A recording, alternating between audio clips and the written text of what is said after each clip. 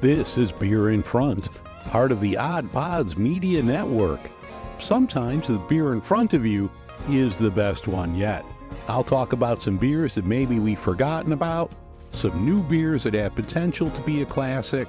I'll also talk to people all around the beer world, getting their stories all about beer.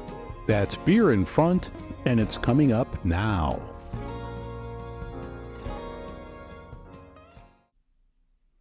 I love a good cider. I was first introduced to it during the mid-90s beer boom with Woodchuck, which is still around. Some might only think of Angry Orchard when they think of cider, but we're going to broaden your horizons this week with some great ones from all over. While you won't be able to pick these up at your 7-Eleven, I promise you they'll be worth the trip. I wanted to talk with people that are well known in the cider community here in Chicago, so I had a few friends over last week. Matt and Brian know far more about cider than I ever will. So we sat down, we had some cider and a good pizza from Tortorisi's. I thank you so much for listening, watching the videos. I appreciate it more than you know. This is going to be the last audio podcast for 2023. I'll still put out some quick video clips, but I'm taking a break from the weekly show to recharge the batteries, get ready for the holidays. I have a couple interviews lined up while I'm away, so the first week of January, Beer in Front will be back and better than ever. Speaking of back, so I go for these pain injections last week. I drive to the suburbs to see the doctor, and he wants me to have an epidural, and he could set up the schedule for me. But I waited 5 weeks to see this jamoke, and now he wants me to return with someone to drive me on the 28th, because I'm going to need someone to drive me since I guess they have to put me under. You could have set this up in October when I set up the appointment for last week. I've been in pain since flipping August. I had the MRI in October, and now you tell me I have to wait 3 weeks before I can hopefully get some relief? I should have stayed in school because I made the wrong career choice.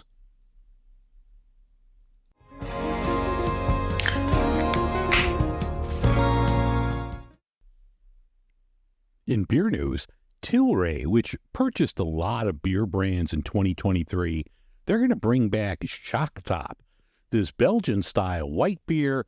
It's going to be brewed by Sweetwater, and from the image that I saw over on my Beer Buzz, the label looks the same as the old one. So if you were a fan of Shock Top, look for that early next year. Great Lakes Brewing out of Cleveland is having a contest where you could win some Christmas ale merch. Check out their website for details. Left Hand is coming out with a nitro version of a Belgian white. This is going to be 4.8% alcohol. I'm looking forward to trying this one. This seems like intriguing to me, a nitro Belgian white. So look for that from Left Hand. If you're a fan of Nolan-style coffee with chicory, AleSmith is going to release a variant of their Speedway Stout line featuring this style of coffee. What? No beignets? White Claw is coming out with a non-alcoholic version of their seltzer on the first of the year. This will only have 15 calories and include electrolytes. I don't know, but there's a ton of solid flavored seltzers out there like Bubbly, LaCroix, just to name a few. Will White Claw 0% have a market at what I'm assuming is going to be a premium price compared to national flavored seltzers? We'll find out. This is the final week to stop over at Metropolitan before they close up for good. If you're in the Chicagoland area, be sure to stop by, tip well, and have one last Metro. If you're listening to this Monday afternoon, I'm going to be there with Brian from St. Louis. A couple other beer people are going to be over there. So if you're listening to this early on Monday, head over to Metropolitan in the afternoon, and you could say hello to me and goodbye to Metro.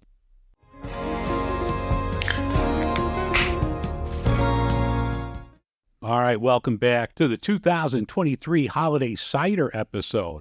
I'm happy to have on my two good friends, Matt and Brian. If you need to know about cider in Chicago, these are your guys. They know all about cider, and they brought over some good ciders that we're going to try here. So, gentlemen, thank you for coming on. Yeah, thanks for inviting us. Yeah, great to be here. Yeah. Brian, you were on before a year or so ago, so I'll start this one off with Matt. Matt, tell everyone about yourself, how you got into cider. Came to Chicago in 2016. Kind of moved around a little bit before that. I was living in the neighborhood, the Ravenswood neighborhood, so did my usual thing looking for a job where I started my house and figure out where I can work as close as possible to where I live. Hate commuting famously, so I found myself at the Fountainhead, which is a spot I'm sure you've talked about many times on the program. Sadly, no longer there. But whiskey and craft beer bar in the Ravenswood neighborhood. So I interviewed there, and then just happened to they didn't have a position for me there, but they said we have a spot for you over at this place, the Northman, sister bar. So that's where I met Brian and also Ambrosia Borowski, and the rest is history. It was a little bit of an unexpected turn in my career. I've been in restaurants for a long time, as well as music and real estate and a whole bunch of other things. And I was really just kind of looking for something that was I guess it captivated me because it was interesting. It was not something that I had come across before. I had more of a craft beer background. So, I thought I knew something about cider, but I quickly, when I arrived at the Northman, found out that I didn't know much. So, I just sort of fell in love with it there and really just kind of took it and ran with it. Was working with Brian at the Northman for 3 years. Yeah, for your listeners, of course, the Northman was Chicago's first cider bar. Yeah. Yep. It had beer and wine and cocktails, but it had well over 100 ciders from around the world. Yeah. That's where I met these two gentlemen at. Yes, I guess we should mention that too, right? Yeah, that's how we know you. Yeah. Worked at the Northman. From there, went on worked for Stem Ciders for several years, and then just about a year ago, I decided, kind of found myself at a crossroads and wanted to continue to work with cider, and I decided to start my own LLC. So I have a company now called Paysage, which it kind of has a couple of different functions. It's sales and marketing. I work with cider brands to do sales and marketing in the Chicagoland area. Working with a couple brands right now, two of them we're going to talk about tonight, Farnham Hill and Stormalong Ciders. And then also, as a promoter of cider, for the public. Just Brian and I are kind of like cider hype men. So we go out, we do tasting events. We work with bars and restaurants to put on anything from small kind of paired dinners to bigger festival events. We're working on all of that and just really just trying to get people drinking more cider in Chicago. That's the main goal. That's really it. That's how I arrived at the place that I am now, and it's a happy place. Yes, place full of apples. Yes. Brian. No. Hey. Yes. What's going on with you? So, just came back from the farm this weekend. Was up in central Michigan, visiting Uncle John's, who's a producer that I've worked with for a long time. I was probably among the first cider salesmen in Chicago, and just work with brands to help get them into the market, find distribution, get account placements. But also, as Matt said, a lot of times, cider, we work to change this, and it has grown a lot. I mean, it's expected. You're going to find cider on the menu now. Typically, there are cider sections on menus now. So certainly, we've come a long way, at least in Chicago. But sometimes still, it's not enough, and we don't get invited to all the cool kids' parties. So we had to start our own parties, and we've been trying to we do our tastings. We created a party, a cider fest. With Pete Glass over at Artifact Events this past fall. That was in conjunction with the Apple Fest in Lincoln Square. Yeah. So again, just trying to find people where they're at, folks that might be into something for one reason or otherwise, beer culture, restaurant culture, community festival culture, neighborhood festival culture, and then they discover cider and create more opportunities for them to learn more about it and hopefully open one up, enjoy one. Well, speaking of opening one up, what should we open up? Yeah, got a number of things. I think we wanted to start with the Stormalong Unfiltered. Stormalong is a brand that just launched in Chicago right around October 1st. So just getting out there. They started in 2014. Sherborne, Massachusetts is where their home base is, which is in the Boston area, just about 30 minutes west of Boston. They're using all New England fruit. So they have some of their own orchards. They source apples from just Massachusetts and surrounding states. Going as far afield as, let's say, upstate New York, some Connecticut, Vermont, New Hampshire, Rhode Island. Those would be the I guess the 5 states where they get apples. So, yeah. I mean, it was really good. When I ran into you at Bottles and Cans, the Stormalongs that, I picked up from you were outstanding. We're going to talk a holiday one a little bit later on. So I know this one's really good. So what can you tell people about the Unfiltered? The Unfiltered is, first of all, it's a little lower ABVs compared to some of the things that we're going to get into. So this one's 4.5%, so nice, easy drinking, sessionable. This is a blend of 7 different culinary apples. The main apple in here is Macintosh. Okay. So it's got, what they do is they take a fermented cider. So they ferment, make a dry cider, and then add some fresh juice back. Okay. So this tastes just like that fresh farm stand juice. It's I think a really accessible flavor. Guys, taste it. Anyone's gonna know this flavor. It's very good. Oh, yeah, it smells great. Oh, yeah, it's really good. Mm-hmm.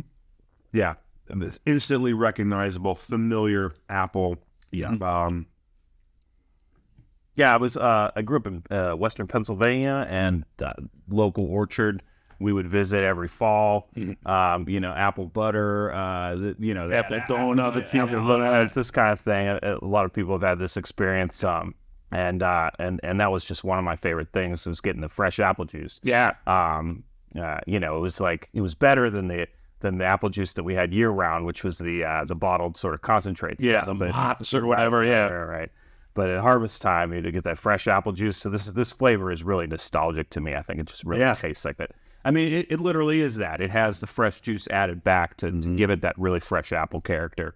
I think it's very sort of broadly appealing and just a very familiar and nostalgic flavor. Yeah, I think this is delicious. Now, it doesn't seem like it's as carbonated as some of the others. Yeah. That's interesting. It definitely is petulant, almost petulant to still. I find this, maybe Brian can weigh in on this too. I find that a lot of cider tends to be in this kind of carbonation range. Maybe this one feels a little low, but yeah. I think maybe for one, it's certainly that would approximate a closer, version to fresh pressed cider, which typically isn't carbonated. Two, I also think perhaps because it is unfiltered, you have a lot more of that pectin in here. And despite its lower ABV, this has significant body to it. Yeah. And so maybe the body somewhat mutes our understanding or appreciation of any carbonation that is present, right? It's a little bit heavier, a little bit thicker on the viscosity. So maybe that's part of it. We certainly had that great crack when we opened the can. There is, CO2 is used in even a lot of still products, if not just to put a bed of CO2 over the product as it's being canned for protection and shipping and all the rest of it. But this, that might have something to do with it. I don't know, because yes, I would agree with you there. But of course, it also might be a deliberate, choice by the cider makers to dial back the carbonation here. So we'd have to check in with them. No, this one's really good. Where can people pick up Stormalong here? You can get it Bitter Pops, Bottles and Cans, the open bottle. Brought some in. So both locations, Tinley and Lockport. Certainly, it's making its way out to Benny's stores. So cool. Pretty good bet if you're at the flagship Benny's in Lincoln Park. You can definitely find our SKUs there, ciders there. Yeah. No, this one's really good. Definitely, if you hit those spots, you need to look for Stormalong. I'm going to put pictures of all the cans later on. So this is the Unfiltered. If you like something a little lower in alcohol, this is 4.5%, and it's fantastic. Definitely, if you see this one, you got to grab it. What are we going to try next? Well, the next one we'll open is Uncle John's Apple. Funny, Matt was just talking about the stories of visiting a farm in western Pennsylvania. I just got back from Uncle John's up in central Michigan, and that's very much what this farm is. In the fall, thousands of people showing up for pumpkins, hay rides, fresh apples, and cider donuts galore. I mean, tens of thousands of cider donuts. It's insane. And this is, of course, now their 20th year as a producer of alcoholic cider. It's 50 years of Uncle John's, but the family's been there for 150 years growing apples. So Uncle John's farm kind of started in the 80s, got going as more of this, instead of just being a produce farm as a roadside stand, it was actually family experiential, fall fun, come for the farm experience. And it still is that today. But it is also a working, growing farm. They produce a lot of apples for fresh eating, but they also produce a lot of apples just for cider making. They'll also then trade with other local growers to increase diversity and blends. And so we are going to taste some of those varieties here. And this is very much unlike the last one, filtered. And instead of the approach of trying to approximate fresh juice, this is more of a wine-like complex, structured approach. You're going to see more of those characteristics. And so instead of apple being the first thing you experience, you might get the nuances of other things like, grape and lychee and peaches and things. And even though there's nothing but apples in here, it's going to express itself just like any other white wine. Oh, yeah, the aroma's like a lot different. Yes. You pick up a lot more with that than just apples. Looks great, nice and clear. Yeah, there's a lot going on there, but it's all good. Yes. What's the ABV on this one? This is 6.5%. Okay. That's very common in Michigan ciders. But I think the other thing that you'll notice right off the bat is the acidity. All right. The acid, that sort of green apple brightness, that doesn't, you can get it on the aroma, and it comes through on this nose, and that's giving it that very cool wine-like structure. Yeah, definitely. Which makes it really great on your dinner table. Anything you would drink a white wine with, I think this would be a great pairing as well. When I was talking to you last month, you said that Uncle John's was picking up a lot of draft sales in Chicago. That's right. In the last couple months? Yeah, we've been doing really well with our draft. It's, you can find it when you go out to see a show at Lincoln Hall or Shuba's. So it's like it's developing a presence that I think folks have now, like I said, gotten used to expecting a dry cider draft option when they go out. Maybe they don't just drink cider, but some people are can't drink beer, whatever. But I think folks who are going out expect to have a dry cider option. This is less than 2 grams of sugar, so it fits that bill of a solid semi-dry, and it's been doing really well. Cool. And I know you could find this, like I've seen Uncle John's all over at bottles and cans, minis. Have you hit the grocery stores yet? We were years ago. All right. We went with Mariano's before the Roundy's buyout, but then that changed the structure, and I haven't been able to find the right people in Ohio to talk to. But yeah, we do get a few chain placements, but not much these days. Okay. Cool. Working on that for next year. Yeah, no, this one's really good. If you see the regular Uncle John's, and we're going to talk about a couple other ones, but this is just white can with a nice, like, greenish background, just the plain hard cider apple. This one's really good, too. It's a semi-dry, definitely one you need to throw in the cart. All right, so what are we going to try next? Next, we got the Farnham Hill Extra Dry. All right. Cork and cage bottle, 750 milliliters. Farnham Hill's from Lebanon, New Hampshire. Yeah, I mean, in many ways, this is where craft cider begins in America. Okay. There's a producer in Massachusetts called West County Cider Makers in Coleraine, Massachusetts, with Terry Maloney and Judith Maloney.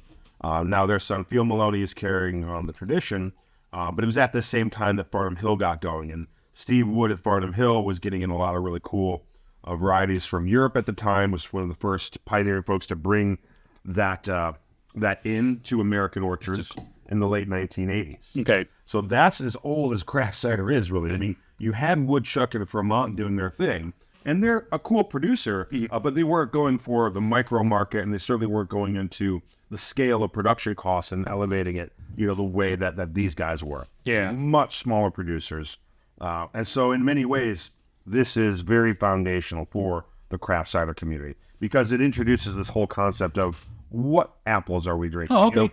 We're drinking apple cider, but then what apples are in it? Because, just like in craft beer, years ago, you had to have your chops down at the top craft beer bars, and as a bartender, know what kind of hops were in your beer, what was the malt bill, what made that beer style so unique. And cider doesn't really have hard and defined styles. I think it does, but just not really well crystallized the way that it is in beer. It doesn't have the same amount of history behind it and codified in the same ways. So one of the easiest ways we can talk about what it's going to taste like and what kind of cider it is what type of apples are in there. Because the type of apples will directly, affect the blend. Just like you're not typically drinking wines made out of Concord grapes. These are not this is not a cider made from Gala apples. Yeah. This is a cider, and they're listed here. Dabinet, very a foundational apple in cider making over in the UK. Ashton Bitter, Ellis Bitter, Golden Russet, Wixon. Wixon's a smaller crabapple-like variety developed in the early 1900s by Albert Etter in California. Esopus Spitzenberg. So that's one apple variety named Esopus Spitzenberg, and I will give you one clue as to where it was discovered. Esopus, New York, perhaps. So a lot of times apples have the place name in there. Yarlington Mill is a 200-year-old English variety where the initial tree was found growing out of a stone wall at Yarlington at the local mill. In colonial New England, different growers would name their apples these outrageous names as a hype. And so Hubbardston Nonsuch is a famous New England variety. You're never going to find an apple like you find in Hubbardston, So there's a really odd, unique apple names, but those will tell us a little bit about what it's going to taste like because these varieties that we've listed are very well known for some and high in tannin, others like the Wixon, high in acid. And you blend those different varieties together to get a much more complex and structured cider. Okay. Now, all the varieties of apples that you mentioned, do they import the apples from those locations? Do they grow it on their own farms? So they're growing them on their farm Okay. in Lebanon, New Hampshire. All right. He brought cuttings from the original locations over in Europe, over here to American orchards, or from other orchards out in the western United States or New York or elsewhere. So because apples don't reproduce true to seed, you can't just pick the apple, find the seeds, put them in your pocket, and plant them, hoping to recreate it. Every seed is a complete random genetic variation. Mm-hmm. So the only way to propagate, just like wine, is grafting. And so those varieties were grafted in his old orchard, and then the new varieties grew forth from there. So it's all been grown. These varieties specifically are all grown at Poverty Lane Orchards, their orchard in New Hampshire. Mm-hmm. All right, let's crack this or have this one. Cheers, fellas. Cheers. This is a lot more golden than the first two that we had. Deeper, darker color, richer. Really nice aroma out of it. That's good. Got a little bit of a funk to it. Mm-hmm. Not a lot, but enough where it's there. Yes. Very nice. It's a winemaking approach, really. They're growing all of the apples are grown with the intent to make cider at this orchard, at Poverty Lane Orchards. So everything that they do is intentional. Mm-hmm. This is a blend of about 14 or 15 different varieties, mm-hmm. and it is meant to have the tannin, the acid, and then that fruit. You get a lot of fruit, even though this has no sugar at all. All right, yeah. So this is the driest one that we've tasted so far. Right. We started with a couple grams of sugar, then we got to a little bit less than 2 grams, and now we're at 0 grams of sugar. Yeah. But still, the fruit is dialed up because of what you mentioned, the phenolics. I think we've become... We're used to using the word funk when we get something strong or intense, especially in cider, which is a very sort of delicate or austere palate. So if you get some sort of bitterness and oddity, we use the word funk. But here, a lot of it is just from the true bittersweet apples. And so that thick tannin creates a lot of really cool polyphenols, which are those odd, really intense aromas that we're getting. And that's what I think dials up the fruit, the nose, on the fruit. So, yeah, you get the acid, the tannin, and the fruit. They all dance in harmony. Yeah. No one is supposed to. They're all supposed to be sort of equal and not overpower one another. If you talk to the cider maker Steve Wood, he said he's very influenced by Southern Rhone winemaking. So Côte du Rhône. If you have a bottle of Côte du Rhône, it has a very similar kind of balance between the acid and the tannin. We're drinking it probably a little bit colder than we should. This was in my cooler. All right. So it as it warms up, it says right on the bottle, cellar/red wine temperature. So 55 to 65 degrees is really ideal for this. So if you get a bottle of it, you have it nice and chilled, and then it sits there for a little bit. Those flavors will really start to come out. There's a lot of complexity in this side. I'll pour you a glass and we'll just set it off to the side. Yeah. Come back to it a bit later. Matt also has talked about the winemaking approach. Whereas Uncle John's, that last can we had, that was fermented for about 4 to 6 weeks. This is fermented for nearly a full year. Yeah.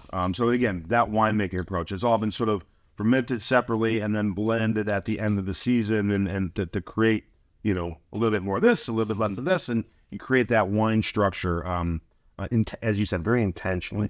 Yeah, I guess I should also add to it that what they're attempting to do, and what I think this is pretty much a 30-year project for Steve, and also for we should mention Louisa Spencer is the other owner of Farnham Hill, Steve's wife, and their team. They are attempting to make the same cider each year with different crop yields, different growing conditions. This year, actually, very unfortunately, there was a late frost in May. Okay. That really affected the apple crop. Kind of across New England, some places were hit worse than others. Basically, the 24th of May, the temperature went down to 21 degrees. Crazy weather event, kind of once in a decade sort of event. Hopefully, it doesn't happen too often going forward. Yeah. But at that point, a lot of the trees are in bloom. They don't like the cold. Yeah. So you pretty much you lost a lot of crop. It caused other apples to sort of develop into smaller size than they would normally be. So very different year this year. Might produce different flavors in the apples. So, some of the apples you get yielded every 2 years as opposed to every year. So there's lots of different growing conditions, but they're trying to make a cider that's consistent year to year. Yeah. So what they do is they blend a lot of different sort of batches together, but really from 2 harvests often. Some from the prior year's harvest, and then from the latest harvest. Is what Steve tells me. So, and some of it's fermented in barrels, some of it's in stainless steel. So barrels sometimes can pick up some of that extra wood tannin that might make up here or there. Again, add as an accent. Think of it like an artist with a palette. Okay, I'm gonna dab my brush here, and then go to different wells to create a consistent thing. But I think what Matt's discussion also underscores here is that a lot of people aim for consistency, but it is an agricultural product. It's produce, right? So I just like wine, people accept that wines have different vintages and that each year will express itself differently. However, cider is made exactly like wine. You don't brew cider. If you're a winemaker, you're a cider maker, right? You're not a cider brewer. However, many of us experience cider and discover cider in beer settings. And so beer folks sometimes they expect a little bit more consistency, because you can brew the style, you can control a little bit more of the variables, and things like that. So, it's this tightrope that we walk between in the worlds of wine and beer are sometimes difficult to navigate. Now, this one, since it does seem to be a lot more complex, would you have this with a certain type of meal as opposed to another one? One, it's a little bit higher ABV too, so 7.5% alcohol. That body is lifted, so it does hold up better to bigger, more bolder foods. Okay. I would say any kind of. We were out before Thanksgiving talking to people about this Thanksgiving dinner, My Christmas Eve dinner is typically consists of ham. I make this cheesy scalloped potato dish. I make this mushroom dish, these braised mushrooms. This is going to be perfect with all those things. Okay. Because it's got a nice bright acidity that's really going to cut through rich food. Yeah. Any dry cider, high acid, the Uncle John's also, any type of rich foods. Like I said, Thanksgiving dinner. that's a perfect example. You get really a lot of butter, a lot of mashed potatoes, that sort of thing. It's all going to really just cut through that, and it's really nice and refreshing. Yeah, I would say where the Uncle John's, the acid is the star. It certainly cuts through, I think, a lot of pork fat and great with cheeses and amazing seafood pairing. The Farnham Hill might, with a little bit more of that tannic backbone, could hold up more to, say, like sausages or duck or more game-like meat. I typically still want red wine when I'm having steak, but this could hold up to a lot of red meats. Okay, cool. Yeah. Now, where can you pick up Farnham Hill locally in the Chicagoland area? There's a great shop over on Broadway in the Lakeview neighborhood called Bottles Up. Bottles Up, all right. You can also find the Extra Dry at some Whole Foods locations. So off the top of my head, Streeterville, Elmhurst has it. Both Lakeview locations. So you have the Halstead Street and then also on Ashland. The Ashland one, okay, that's one I go to. For sure, yeah. Those guys have it. Also, Wine Goddess in Evanston as well. Evanston, okay. Yep. Mm-hmm. Now, I've never been to Wine Goddess.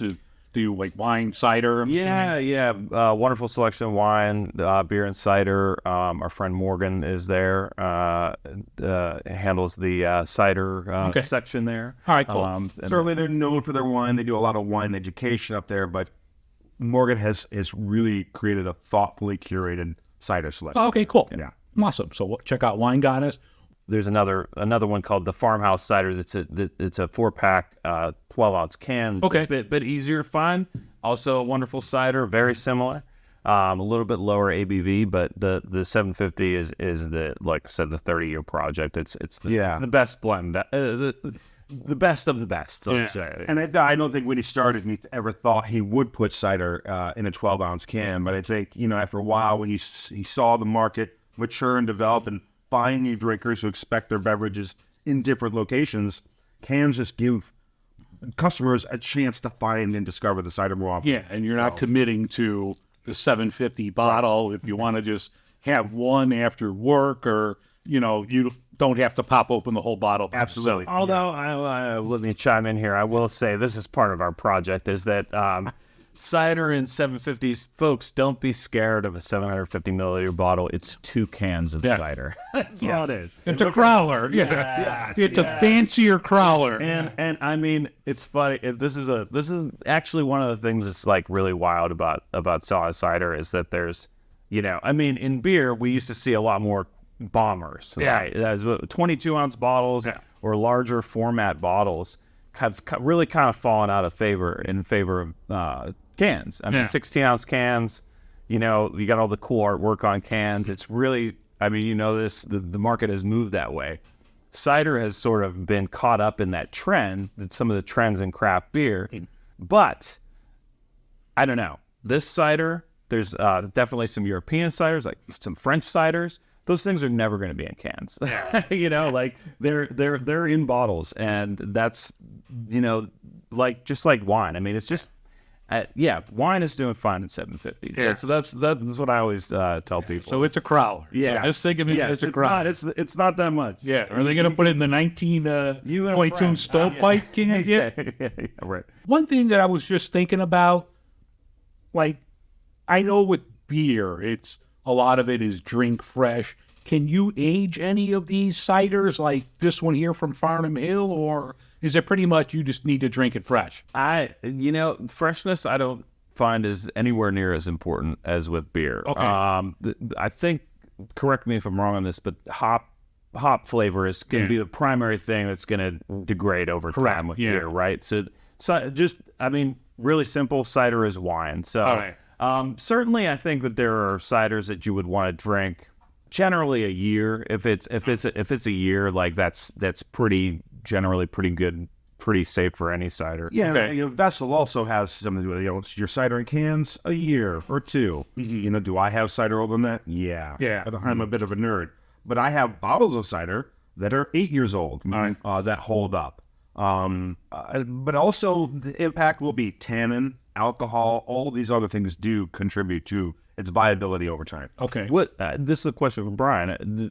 Do you think of any ciders off the top of your head that have really got better with age? The way that you would age, the wine analogy only goes so far. I figure I don't know. I haven't heard of people like really cellaring cider the way that I'm sure that some people do. It just changes it.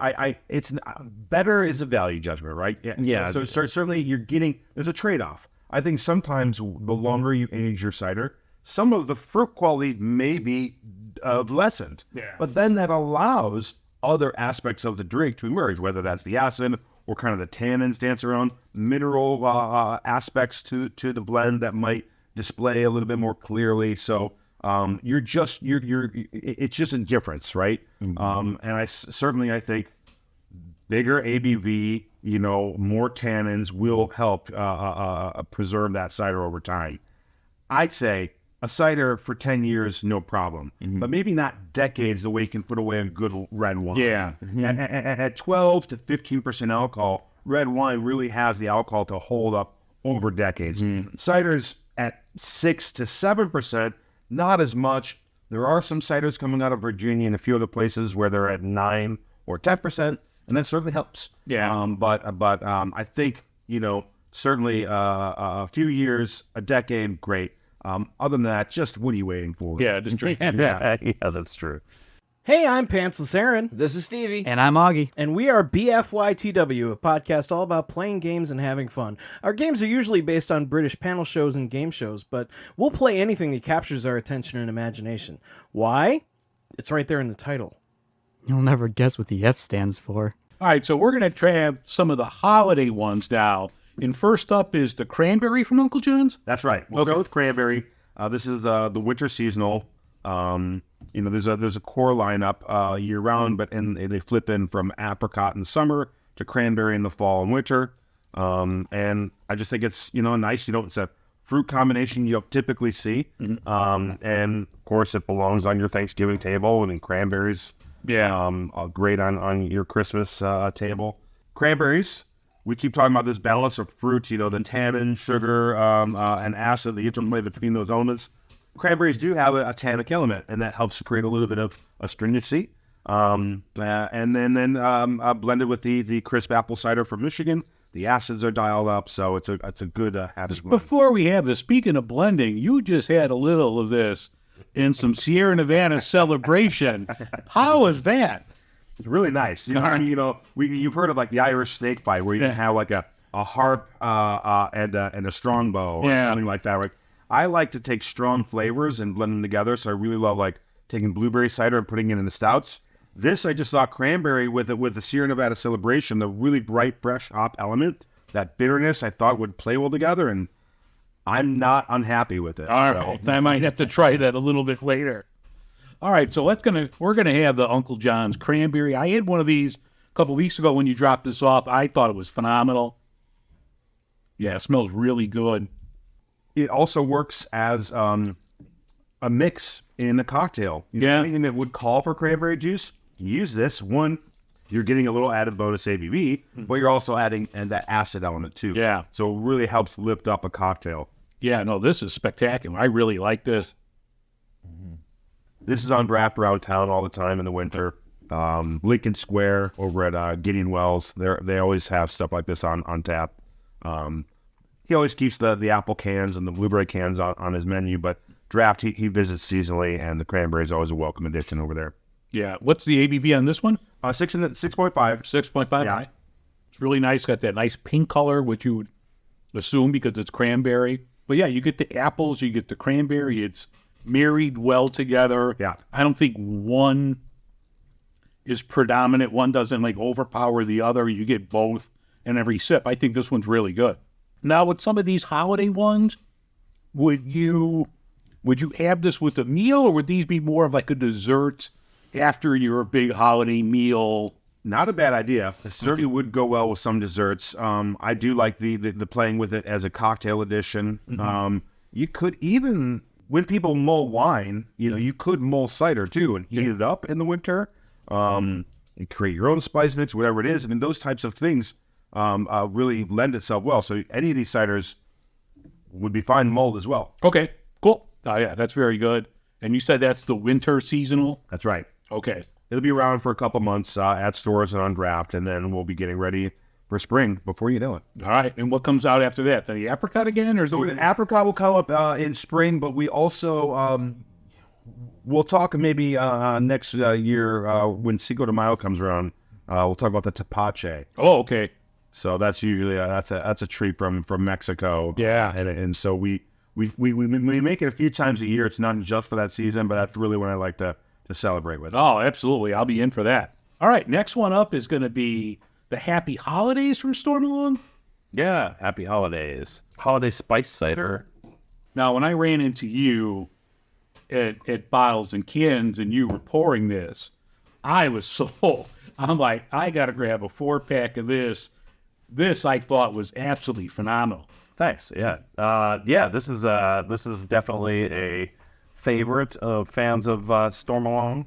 This is Brian mentioned mulled cider. This is a mulling spice blend that's used in the cider, which is incidentally the same blend of spices that you get in apple pie. So, Okay.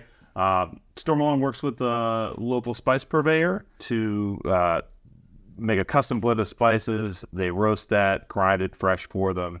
One thing about Stormalong, never any concentrates or artificial flavors at all. No natural flavors. I mean, it's the real deal. So it's like it's apples and it's fresh spices that are infused. So yeah, it's got 3 different kinds of cinnamon actually, allspice, clove, ginger, nutmeg, and a little brown sugar. Yeah, so tastes just like Yeah, it was like apple pie in a glass. that's it. Yeah, So what did it taste like? that's what it smells like too.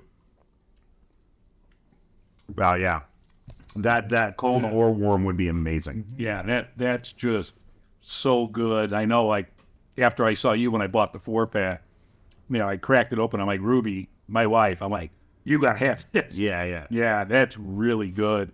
Yeah, people are really enjoying this one. It's been a huge hit. This is Stormalong's one of their biggest selling ciders, biggest hits in the home market in Massachusetts and on the East Coast. This is kind of everywhere. Everybody's really waiting for this to come out. It's a perennial release every year. They release it, but yeah, I guess it really just started off as kind of a one-off cider. They just decided to make it, and they said, "Oh, let's call it Happy Holidays." Yeah, and then it really stuck. So yeah, it's sort of a little tongue in cheek. It's a little shamelessly named, but it's definitely perfect for this time of year. Yeah, it gives you those kind of just notes of typically have a flavor like this, warm apple pie. Yeah, you could certainly warm this up a bit. It just certainly wouldn't hurt it. Yeah, You could float, put a little vanilla ice cream. little float. Like you could add a little booze if you want to make it a little boozier for those particularly cold nights. But yeah, it's actually nice low ABV too at 5.2%. I think we're discussing some other holiday ciders tend to be high ABV. Yeah. I mean whatever is your thing. With the crazy family. Yeah. For some families, they need that. Yeah. Yes, but yeah, that's right. But this one is nice low 5.2 and certainly a crowd pleaser. I mean, just haven't met anybody that's done into cider. Yeah, that's just, if you like apple pie, you're going to love this Happy Holidays. The artwork is beautiful too. Whoever their art director is, I mean, great fonts, the coloring, the label, everything about this is just killer. Yeah, we've touched several times on the idea of nostalgia, and I think this really hits that, like, oh man, Yeah, that's memories come flooding back. Yeah, that's really good. Now, you also, we're not going to crack it open here.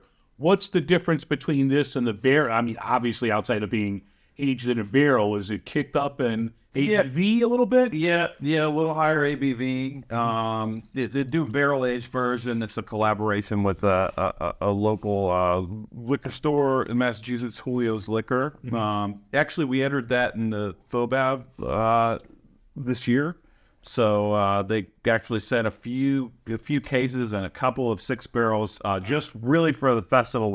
I think there were 4 cases left over besides that, and so there was a couple of select stores it went out to, just really quickly got snapped up. Barrel age is pretty uncommon. Maybe we'll do more with it in the future. There wasn't too much of a difference other than obviously the barrel flavor. 6.9% ABV as opposed to 5.2. Just a little bit higher, and it gave it a little bit like apple pie with bourbon. Yeah. So nice combination of flavors with the barrel aged as well. When does this come out? Is this just like a November, December type deal? September, actually. September, okay. So like all the other Christmas beers are out in September. Right. Yeah. September, October, November. Yeah, September to December, really. There's another spice cider after this one, so it's called White Mountain Magic. It's a different blend of spices. It's got a little New Hampshire maple syrup. Oh, okay. So that'll be hitting the market soon. All right. Happy holidays. This is the first year that Stormwall has been in Chicago, so we shipped it once, it went right away. Shipped it again, it just got snapped up really quick. So we shipped it a third time, and then that's probably it for the year. So so if you see it, you better throw it in the cart now. Yeah, get it. Better stamp it up there for sure. Yeah, it's getting. Yeah, it's definitely out there right now. Couple of weeks, probably be all gone. All right, cool. So you said it was going pretty quick. Is this in all the markets or all the stores that Stormalong is, or are there any like markets that really, they have a lot of this left? Yeah, so Taste Food and Wine is in Jarvis Square. Hi. I was just there today. I know they've got some. You can also find it at Bottles and Cans. The Open Bottle in Tinley Park location has it. It's also going to be on draft Hopleaf through January 1st. January 1st? Yeah. All right. So you can definitely get it on draft at Hopleaf. They got, while it lasts, hopefully it'll last till January 1st. They got a couple kegs of it, so that's pretty cool. And then the Green Post has cans of it right now, so you can go there, sit by the fireplace, enjoy a happy holidays there. With some beers, you notice the difference between draft and cans or bottles. Like for me personally, Sam Adams Boston Lager on tap, fresh, is still one of my favorite beers of all time. In the bottle, it's good, but there's a huge difference between draft and can. What's the difference? Is there any between this Happy Holidays on tap? Brian can let us know if he thinks differently, but I think that there's virtually no difference of cider on draft versus in a can or bottle, except that your carbonation level might be different. So, for example, Farm Hill Extra Dry, higher carbonation in the 750 milliliter bottle than you're typically going to get on draft. So that'd be a difference. But outside of that, I think that, again, it goes really, I think, to that freshness piece. So, and seasonality, right? Like beer, Boston, Sam Adams is making batch after batch year throughout the year. Many ciders are made once or twice a year. Yeah. And so the cider you get in draft is the same batch that was in the package. Okay. So that should create some more consistency. Again, depending on the scope of the cider company, Happy Holidays is probably only being made once a year because it's a seasonal, the spices, everything else. So hopefully, wherever you're experiencing it, it should be consistent. All right, cool. Yeah.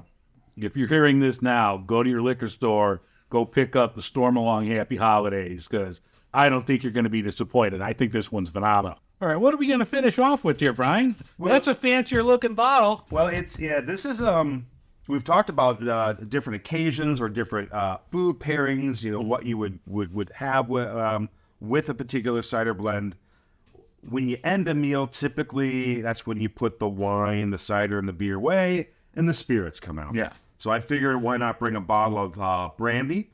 This is apple brandy from Uncle John's, 90 proof. Oh, there you go. That's a blend of 2, 3, 5-year barrels. This is an older label. They have a new label out for it, but this is an older bottle, and this vintage won the Best in Show at the largest cider competition in America. And this is the apple brandy from Uncle John's. Oh, sweet.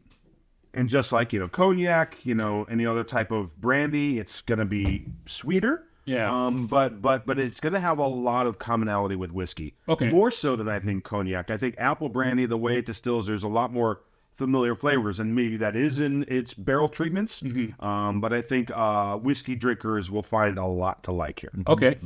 Well, I'm looking forward to it. Cheers. Cheers. Man, it smells really good.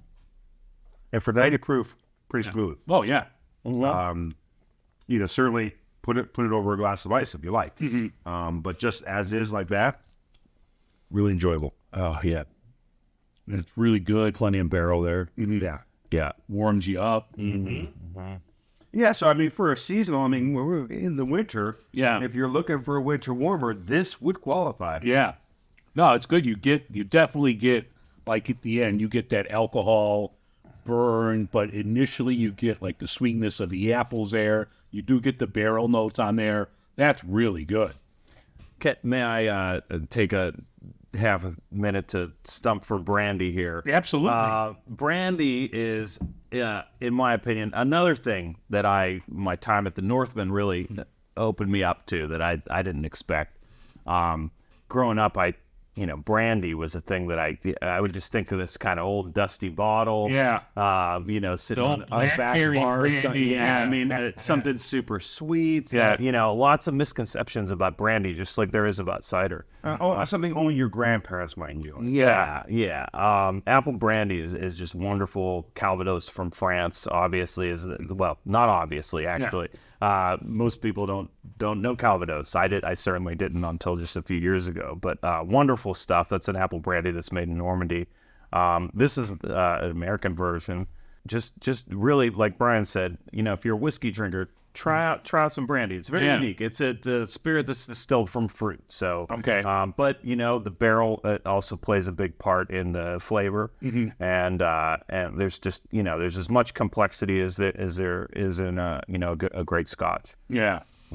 Can you buy this everywhere or No. pretty limited? This is really only available on the farm. Okay. I have a few cases of it here in Chicago, and I bring it to a couple of accounts now and again. Uncle John's has been in the Chicago market for a long time. Yeah. And I think when we started, we weren't really prepared and didn't really know how to sell spirits. The distribution team that I work with now, Glunts, they're beer salesmen, right? And like, I don't want to ask them to sell booze. But now, of course, a lot of beer brands are making their own spirits. Yeah. And so one of Glunts' largest brands is Maplewood, and they have great spirits. Oh, yeah. Maplewood's really good. Yeah. Really good stuff. They're good. The great spruce gin. They have a beer gin. They have Fernet. They have all this great. And so the sales force is becoming more knowledgeable, more comfortable with selling spirits. I might have to get back on this and try to push this. It's pricey as far as brandy goes, but I think for some accounts, some establishments really might champion this, and it would find a nice home there. Yeah. I mean, you mentioned Maplewood, but I know that Rogue was doing it. New Holland. I think they were one of the first ones that started coming up with their own line of spirits. And Fleetwood. Yeah. I mean, it's just a good extension of the brand. Yeah, agreed. Yeah. And this is certainly the cider maker and apple grower Mike Beck, fifth generation apple grower. This is where his heart is. Okay. He loves cider, he loves, wine, but if he's hanging out with you, he's more likely to have a cocktail in his hand than anything. Yeah. Not a big beer drinker. So spirits he really does love. He has his own brandy still. He also works with MSU that has a distillation program on campus, and they make vodka from apples. Oh, really? That vodka's unreal. Yeah. That's really like a very, very good vodka. The first time I tried it, I couldn't believe how smooth and clean it was. It's it's made from apples. Vodka, Okay. neutral spirit, distilled. What's the deal? Brandy, continue to distill it vodka is distilled more times. Right. So brandy is typically like you look at a copper brandy still. It's got like 3 windows in it, so or 3 trays, and it's like the main big fat one, and then 2 above it, right? And that's clarifying it and making the brandy right there in the copper pot. Still, and I'm not a distillation expert, but the vodka are 2 stainless steel columns, 19 trays each. Okay. And this is poking through the roof of this facility just to accommodate this giant steel column of vodka. And so each tray is a glass window, and you see the vodka being clarified and distilled again and again and again. So it's really getting that essence of the spirit. It's very aromatic. It keeps a lot of the fruit aromas, but this is not an apple flavored vodka. No, okay. Right? Oh, yeah. It tastes like vodka, but on the aroma, you're like, holy cow, that smells fresh. It smells like an apple blossom, maybe. Yeah. A flower. But then you drink it, and it's just so smooth, so clean. Yeah. Now, man, you were mentioning Fobab. With this, Brian, do they age any of their ciders in the brandy barrels? They have not done that. Okay. He's not a big barrel aging proponent of cider in spirit barrels. Okay. The only thing he makes that touches wood is his Perry, All right. and that's just white, American white oak. That's not barrels. It's wood chips because we're not doing it for that long. And so it's a process convenience thing. It's it's only on wood for a couple weeks, not months. And if you're not putting something, if you're not going to let it be there for months, then why would you take the labor to put it in a barrel, empty the barrel, do all that? Yeah. It's an invitation to mess things up. So it's the Perry has oak. Maybe someday. Yeah. I just don't. It's not a big program of spirits. I don't know if there's enough there for him to utilize. Moira likes it. I wonder if we could convince him after a couple of years. Do they sell any of their barrels to other breweries, like local Michigan breweries do? Maybe not that I know of. Okay. He might trade. I've never. That's a good question. If I can, I'll ask him. Okay. Maybe there's a couple of Chicago breweries that would pick some up. Yeah. That's a really good idea. I know. I think in Michigan the community's pretty tight, and they do trade a lot of stuff back and forth. So maybe that's already getting done up there. Yeah. So Yeah, you would think with all the great breweries in Michigan. exactly. Yeah. But no, yeah, that was excellent. Man, I thank you so much for bringing that over. I'm glad you liked it. Good way to cap off our fun discussion here. Yeah. So, real quick, once again, the holidays are coming up. We've had regular cider, we've had spice ciders. For people, whether you're Christmas, Hanukkah, Kwanzaa, most people have a meat dish. Now, obviously, you should be drinking Uncle John's Storm Along in Farnham Hill. But if you can't get that in your area, are there styles that you would suggest? Like, should people go with a meat dish, a dry, a sweet? What would you suggest for people out there for a good, like, meat dish? I mean, a sweeter French cider pairs very well with like leg of lamb. Okay. If you're having that. What else? Yeah, I mentioned Perry earlier. Perry is a cider made from 100% pear, and that is a perfect substitution for Chardonnay. So like great, shellfish, Okay. cheeses, things like that would be wonderful.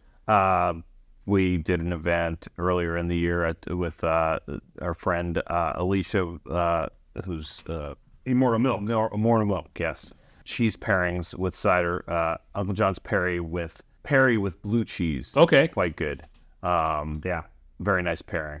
Yeah, and Alicia Norris runs Immortal Milk, great cheese mounder here in Chicago. Would you consider that An cheese monger? independent cheese monger, yes. Independent cheesemonger. So Immortal Milk, Alicia Norris, independent cheesemonger in Chicago, puts on great events, does collaborations with producers all over. Has even collaborated on like making a beer with Mars at one time. Okay. So really some cool stuff coming out. And we work with Immortal Milk at Sleeping Village for cheese and cider pairing. We've mentioned cheese several times here. Cheese is an incredible partner with most ciders. I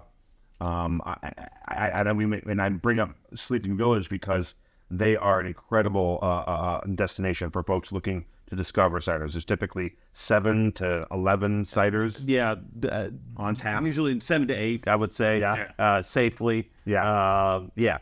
Always carry the Farnham Hill Extra Dry, which is known as Dooryard Cider on draft, but it happens at this moment to be exactly the same liquid as the Extra Dry. That's not always the case. Getting a little bit into the weeds with this. But yes, Sleeping Village typically has Farnham Hill. They have Stormalong and Uncle John's Perry. You can find there virtually all the time. Really, really great supporters of cider in the Chicago area. Excellent. Well, guys, I thank you so much. I thank you for bringing over some great ciders. Beers, I love beer, obviously. This is all when I talk about 51 weeks out of the year, but there's some great ciders out there all around the Chicago area. You could pick up a good cider. It's not just your Angry Orchard. Right. It's not just Angry Orchard. If that's what you think of cider, broaden your horizons. Pick up some of these from Stormalong, Uncle John's, Farnham Hill, other international cideries, even local ones here that are made in Chicago. Check out a great cider. They go well with all of your holiday meals. And guys, thank you so much again. Dave, thanks, Dave.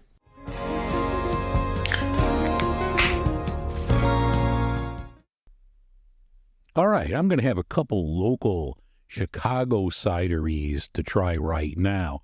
First up is Eris. They're located on Irving Park, right off the Kennedy Expressway, about a block west of 90. Great location. The ciders are great. Their beers are really good. They've won some GABF hardware for their beers, too. So that's just a really good spot. Food is good. The cider that I'm going to have from them is called Pedestrian. This is a dry, crisp, tart cider like a glass of Granny Smith. So let's bust open the Pedestrian from Eris. It has a nice, good golden color here. It looks really good. Yeah, you get that Granny Smith notes out of the aroma. I think it smells really good as well. This is 5.9% alcohol. Eris, if you did not know, this is inspired by the Greek goddess of chaos. So I'm all for chaos. So let's drink the Pedestrian. Now, it's very nice. You get that nice tartness that you would from a good sour green apple. Really good flavors here. I like this one. I've had this before. I think I've talked about it on the show before. If not, I know I've had some of their other stuff. But this is, it's a dry tasting cider. I like this one. I think this is really good. Yeah. Definitely something. You should go there and pick it up in person. But if not, it is available all over at your grocery stores, liquor stores, what have you. But definitely, if you see anything from Eris, I recommend it. You need to put this one in the cart. All right, the next local Chicago area cider that I'm going to have comes from Right B. They're located at 1830 North Costner Avenue in Chicago. Great spot, great owners. I really like their cider a lot. I'm going to have their Clementine. I always associate Clementines with the holidays. I'm not saying this is a holiday cider, but you could always get your bag of cuties right around this time of the year. So when I was picking up some Right B, I wanted to grab the Clementine. This has clementine, cinnamon, rose hip, and hibiscus in it. Let's bust open the Right B cider Clementine. Has a nice pinkish orange color. I'm assuming it's pink because of the hibiscus. Smells good. I get the clementine. I get some other tartness in the aroma. I think it smells really good. Oh, that's fantastic. You get everything there. You get the cinnamon. You get like the tangerine, the clementines in there. I don't get as much as the rose hip and the hibiscus that I do the others, but they're there. I think this is phenomenal. I could see this being a holiday cider with your cinnamon and clementine. So I might have started something. Maybe this was their intention, but if not, it's a holiday cider right here. So, like I said before, Ripe Bees, great spot. They put out some great ciders. Chicago-based. Once again, it's at 1830 North Costner. I think they're really good. You could pick up Ripe Bee everywhere in Chicagoland. Look in the cider section. You'll find Ripe Bee. I like the clementine, so if you see this one, I would definitely throw this one in the cart.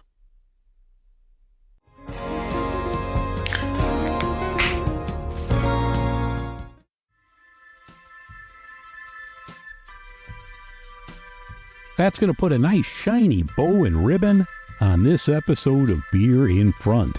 I want to thank again Matt Augustine and Cider Brian for coming by and talking cider. I hope you learned a lot from them. I'll include their link in the show notes. Both gentlemen will be happy to answer any cider questions you might have. If you're in an area that carries the brands that we discussed, Farnham Hill, Uncle John's, Stormalong, those are all worth grabbing, and I'm not just saying that because they brought them over. I've purchased them on my own and will by all means purchase them again, like the Chicago ones I talked about, Ripe Bee Cider and Harris.